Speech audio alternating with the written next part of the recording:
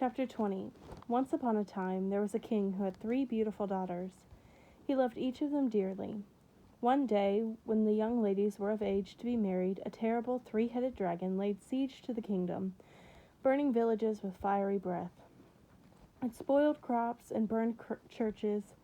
It killed babies, old people, and everyone in between. The king promised a princess's hand in marriage to whoever slayed the dragon.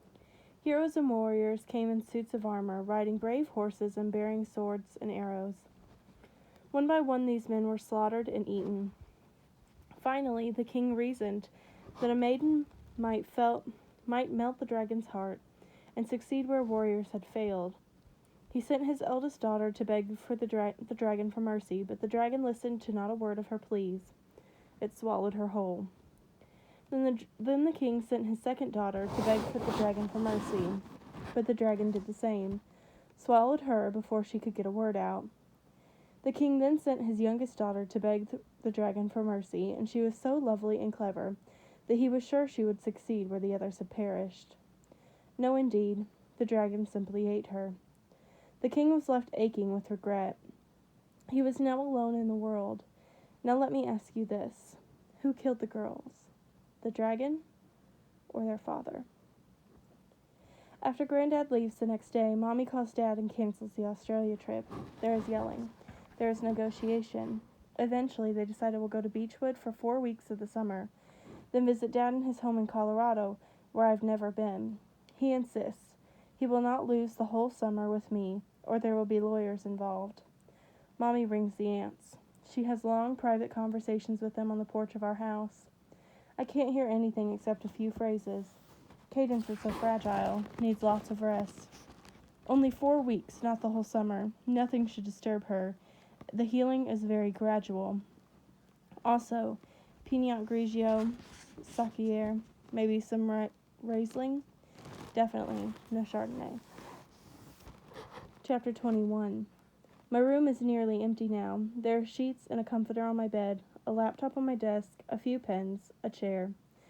I own a couple pairs of jeans and shorts. I have t-shirts and flannel shirts and some warm sweaters, a bathing suit, a pair of sneakers, a pair of Crocs, and a pair of boots, 2 dresses and some heels, warm coat, hunting jacket, and canvas duffel.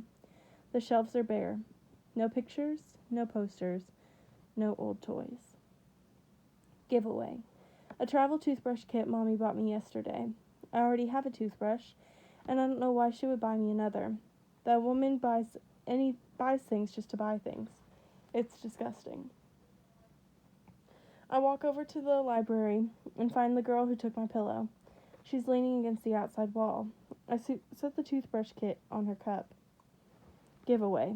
Gat's olive hunting jacket. The one I wore that night we held hands and looked at the stars and talked about God. I never returned it. I should have given it away first of everything. I know that, but I couldn't make myself.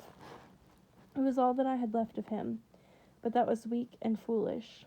Gat doesn't love me. I don't love him either, and maybe I never did. I'll see him the day after tomorrow, and I don't love him, and I don't want his jacket. Chapter 22. The phone rings at 10 the night before we leave for Beechwood. Mommy's in the shower. I pick up. Heavy breathing, then a laugh. Who is this? Katie? It's a kid, I realize. Yes. This is Taft, Mirren's brother. He has no manners. How come you're awake? Is it true that you're a drug addict? Taft asked me. No. Are you sure? You're calling to ask if I'm a drug addict. I haven't talked to Taft since my accident. We were on Beechwood, he says. We got here this morning. I'm glad he's changing the subject. I make my voice bright. We're coming tomorrow. Is it nice? Did you go swimming yet? No. Did you guys go on the tire swing? No, says Taft. Are you sure you're not a drug addict? Where did you even get that idea? Bonnie. She says I should watch out for you. Don't listen to Bonnie, I say. Listen to Mirren. That's what I'm talking about. But Bonnie's the only one who believes me about Cuddle Down, he says. And I wanted to call you. Only not if you're a drug addict, because drug addicts don't know what's going on. I'm not a drug addict, you pipsqueak, I say. Though possibly, I am lying.